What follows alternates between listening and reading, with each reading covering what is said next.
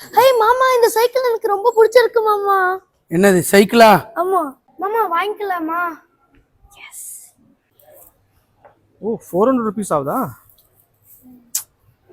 மாமா எனக்கு அந்த சைக்கிள் ரொம்ப பிடிச்சிருக்கு மாமா, ப்ளீஸ் வாங்கி தாங்க.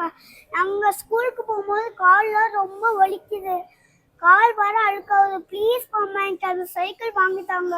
ஆமா மாமா, தம்பி சொல்றது கரெக்டா. அந்த சைக்கிள் நீங்க வாங்கி தந்தா நம்ம ஸ்கூலுக்கு போக ஓட்டிட்டு ரொம்ப ஈஸியா இருக்கு. அந்த சைக்கிளிங்கிலேயே போயிடலாம் நடக்கிறதுக்கு பதிலாக மாமா.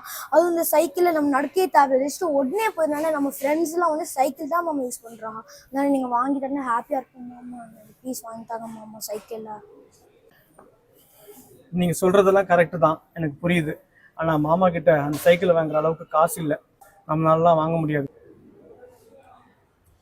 ரயான் ஒரு நிமிஷம்.